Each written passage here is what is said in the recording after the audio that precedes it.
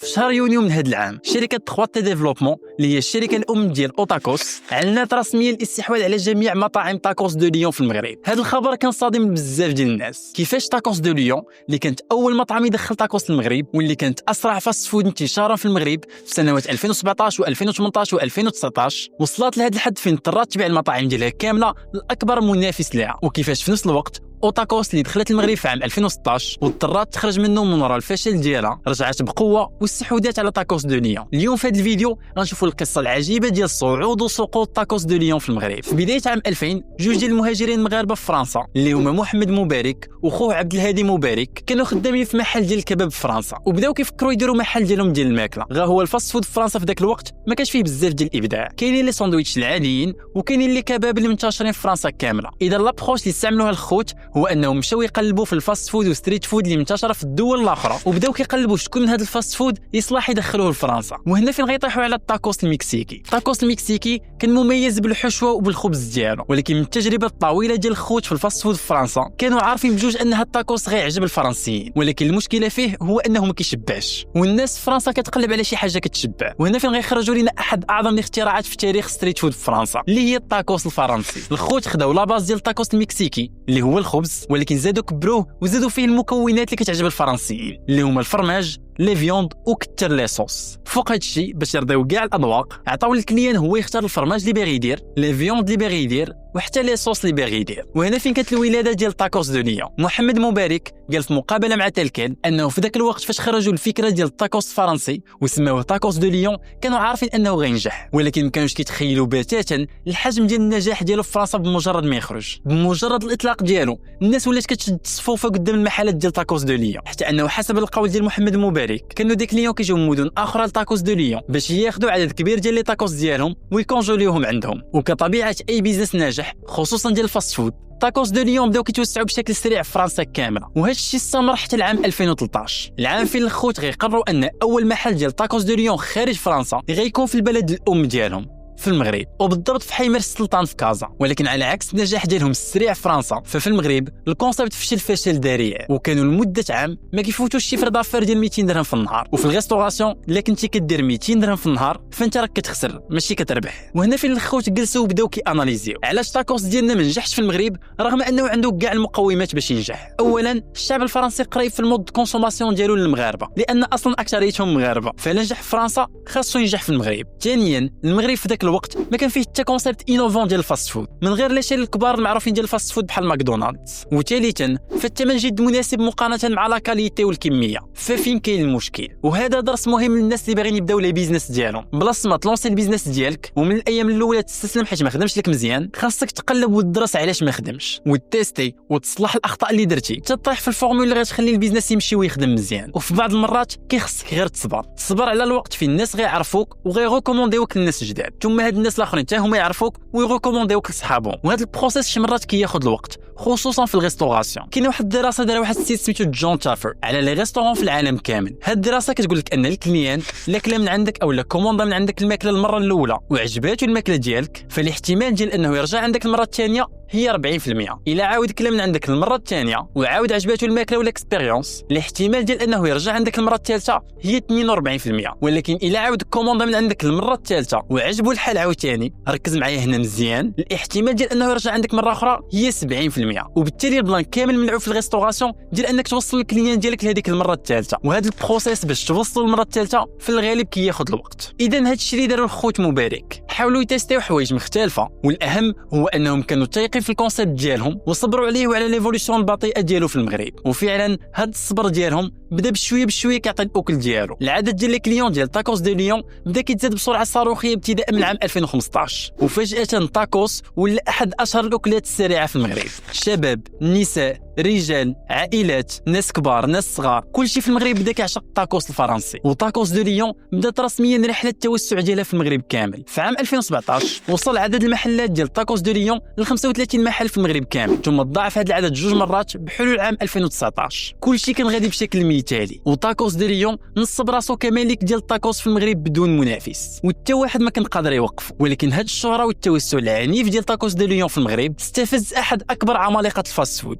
ماشي غير في المغرب ولكن في العالم كامل. وهنا طبعا كندوي على ماكدونالدز. قبل المقاطعه ماكدونالدز كان ديما عملاق ما كيتقاش في الفاست فود في المغرب. دخلت KFC ودخلت برجر كينغ ودخلت كويك ودخلت صابواي ودخلت بيتزا هات ودومينوس وكاع لي ريستو ديال الفاست فود، ولكن بقات ماكدونالدز في المغرب بعيده بعلى الاقل 70% ديال المبيعات على اقرب المنافسين لها في ذاك الوقت. وماكدونالدز ديال المغرب كتشوف العاب باقي جديد في المارشي المغربي وكيتطور بهذه السرعه المخيفه. عرفات انها لا ما تحركاتش باسرع وقت ولقات شي حل يقدر تاكوس دو ليون واحد النهار يولي يهدد المكانه ديالها في المغرب. وهنا فين ماكدونالدز اللي كتخدم مع اكبر وكاله تسويق في المغرب اللي هي تريبال دي بي جلسات عاودت اناليزات المارشي المغربي واناليزات الاسباب ديال الشهره ديال تاكوس دو ليون باش تشوف شنو هي لاكسيون ماركتينغ الجاي اللي خاصها ديرها. وبين قوسين هذا الاحساس ديال التهديد اللي حسات به ماكدونالدز جاي من واحد الكونسيبت ايكونوميك معروف سميتو لا ماتريس دو بورتر كيقول لنا في لا ماتريس ديالو باللي باش شي شركه تقدر تعرف مدى القوه ديالها في شي مارشي خاصها تاناليزي باستمرار 6 ديال العوامل. كنلقاو بينهم المنافسه المباشره ديال الشركات اللي كيديروا نفس المنتوج ديالها، وكنلقاو ايضا لي برودوي دو سوبستيتيوشن اللي هما المنتوجات اللي تقدر تعوض المنتوج ديالك عند المستهلك. ماكدونالدز لانها شركه عالميه فهي كتراقب باستمرار هذا الشيء. وهنا فين كاين الفرق بين هذه الشركات العالميه والشركات المحليه. كمثال صغير في المغرب على هذا الشيء هو المثال ديال الشركات ديال الاتاي. الشعب المغربي كان من ديما معروف بالحب ديالو الاتاي، ولكن الاحصائيات دابا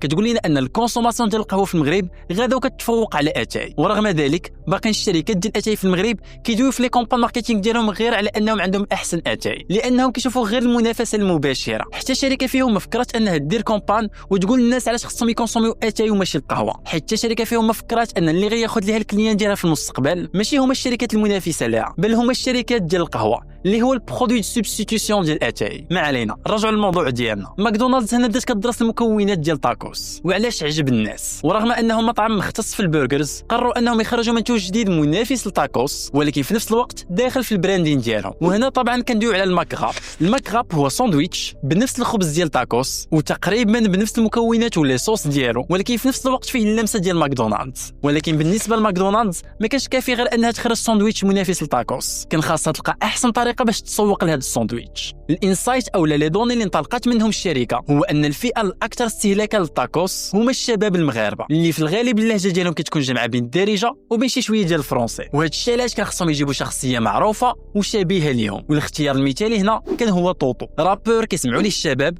وفي نفس الوقت فرانكوفون. وهنا باش تبان الكومبان طبيعيه واوثنتيك ماكدونالدز وطوطو قادوا سيناريو محبوك باش الناس يتعلقوا بالقصه كامله ماشي يشوفوها غير اشهار. السيناريو بدا باصدار طوطو الاغنيه جديده سميتها جمع عطوي، ثم لونسات تشالنج للناس باش يشطحوا عليها، ثم بينوا موظفين ديال ماكدونالدز اللي غوجوانيو التشالنج هما كيصايبوا في الماكغاب باش الشركه تدخل على الخط وتنتج كليب للاغنيه. وطبعا الكليب دار بوم في المغرب كامل ودار معاه بوم الساندويتش ديال الماكغاب اللي خرجته ماكدونالدز. اذا ماكدونالدز هنا ماركه بيت وبيت واعر، ولكن بوجهه نظر تسويقيه فهي في نفس الوقت حطت اسيست على طبق من ذهب للتاكوس دو ليون. ودابا باش تفهم معايا هذه النقطه بالذات بغيتك تعطيني عقلك. واحد من اشهر الكلاشات المعروفه في التاريخ في مجال الشركات هو الكلاش بين برجر كينغ وماكدونالدز. ولا قلبتي على ماكدونالدز في اس برجر كينغ غتلقى ان هاد الشركات بجوج تحفون على مر السنوات باشارات فيها حس كبير ديال الابداع باش يكلاشيو بعضياتهم. ولكن فاش غتشوف القصه والاصل ديال هذا الكلاش غتلقى ان برجر كينغ هي اكبر رابح منه. ماكدونالدز اكبر بزاف من برجر كينغ وقدم منهم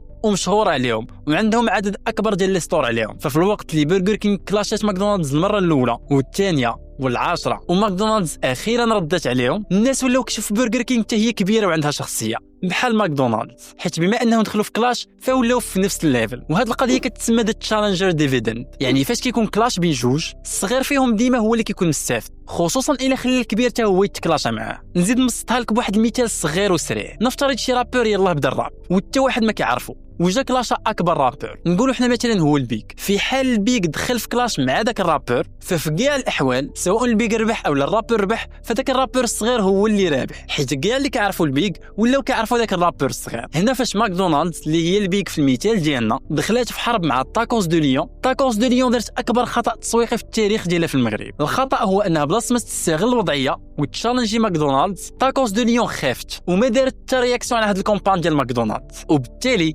ضيعت عليها الفرصه. ولكن هذا الشيء كامل كان غير البدايه. في الوقت اللي تاكوس دو ليون باقا ما فقدتش الصدمه ديال ان ماكدونالدز قررت نفسها، لقات راسها فجاه بلا المغرب كامل كينافسها. فاش كتصايب شي شركه ولا شي ستارت اب وكتمشي عند شي مستثمر باش تقترح عليه انه ينفيستي معك فلوس، اول حاجه كيسولك عليها هو شنو هي الباريير لونطري ديال البرودوي اللي كتبيعو. يعني حنايا نفترضوا انك انت نجحتي والناس عجبهم المنتوج ديالك، شنو اللي كيضمن لي انه ما تجيش غدا شي شركه واحده اخرى ودير نفس البرودوي ديالك بثمن اقل منك وتاخذ ديك لي كليون اللي عندك. وهاد الباريير لونطري خصها تكون يا اما البراندين ديالك، يعني ان الناس واخا يلقاو نفس المنتوج ديالك في بلاصه اخرى غيجيو يشريو من عندك انت، حيت زرعتي عندهم واحد الاحساس وواحد الاكسبيريونس زوينه فاش كيشريو من عندك. بحال ستاربكس مثلا، الناس يقدروا يلقاو القهوه في اي بلاصه ولكن كيمشيو ياخذوا نفس القهوه بثمن اغلى من عند ستاربكس. تقدر تكون ايضا الباريير لونطري كاينه في البرودوي ديالك، يكون مثلا صعيب دير بحالو، بحال مثلا الشركات التكنولوجيه اللي كتبتكر شي حاجه واخا يبغيو الشركات الاخرى يقلدوها ما يقدروش. اولا تقدر تكون الباريير لونطري في الديستريبيوسيون، يعني عندك القدره انك توصل لواحد النوعيه ديال الناس اللي الشركات الاخرى ما يقدروش يوصلوا لهم، بحال مثلا كاش بلوس اللي كتوسع في المناطق القرويه اللي صعيب البنوك ينافسوها فيها. تاكوس دو ليون ما كانت عندها حتى باريير لونطري من هادو، ولا حتى باريير لونطري اصلا بصفه عامه، وبالتالي في مده قصيره وليتي كتلقى اي سناك ديال الدرب كيبيع تاكوس، والمستهلك المغربي مابقى عنده حتى سبب علاش يمشي لتاكوس دو ليون باش ياكل تاكوس. قرار خاطئ كبير واحد اخر خداتو تاكوس دو ليون، وكان واحد من الاسباب الكبير علاش ما خلاهاش تبني براندين قوي في المغرب هو التسرع ديالها على التوسع. تاكوس دو ليون تلقات فرانشيز عدد كبير ديال المحلات في مده قصيره، وفاش كدير شي شركه بحال هكا خصوصا في المجال ديال الماكله فهي كتحكم على السمعه ديالها بالانهيار، حيت واحد من اهم الاسس ديال البراندين هو الكونسيستنسي. خاصني نكون عارف انني تاكوس اللي غناكلو عند تاكوس دو ليون في كازا اليوم الا مشيت غدا لاكادير عند تاكوس دو ليون واحد اخر غناكل بحالو نفس المذاق ونفس الكاليتي، وهذا الشيء ما حافظاتش عليه تاكوس دو ليون، وبالتالي مره اخرى ما خلات التفرق بينها وبين تاكوس اللي عند المحل اللي في الدرب. بجوجهم انت وزهرك، مره غطيح في تاكوس واعر، مره غطيح في تاكوس لا علاقه. هاد الدروس كامله هي اللي كانت ورا السقوط ديال تاكوس دو ليون خداتها وتعلمت منها شان اخرى ديال تاكوس، حتى هي فرنسيه وسميتها اوتاكوس. اوتاكوس دخلت دخله خاطئه للمغرب في عام 2016، ورغم انها لقات اقبال في الاول في مراكش ثم في كازا اضطرت دغيا توقف النشاط ديالها في المغرب بسبب عدم تناسب الثمن ديالها مع الثمن اللي يقدر يخلصوا المغربي ولا باغي يخلصوا على التاكوس في ذاك الوقت. ولكن اوتاكوس خرجت وبقات كتراقب السوق حتى لقات انه وصل لحاله ديال النضج في المستهلك المغربي كيفضل الكاليتي على الثمن، وايضا النضج ديالو حتى من ناحيه الليفرازون والانتشار ديال غلوفو، الشيء اللي خلق لي ريستو مارشي جديد فين يقدروا يكبروا المداخيل ديالهم. هذا الشيء كامل خلى اوتاكوس تعاود ترجع للمغرب في عام 2024 بافتتاح اول متجر ديالها في مراكش، ثم توسع سريع بدخولها لكازا، ثم الشراء ديال تاكوس دو ليون وافتتاح 15 محل دقه واحده. فواش فعلا اوتاكوس هذه المره غتقدر تبني براندين جديد للتاكوس في المغرب؟ واش فعلا غتستمر في النجاح ديالها في السوق المغربيه؟ هذا الشيء اللي غنشوفوه وغنكتشفوا في السنوات الجايه. هذا ما كان.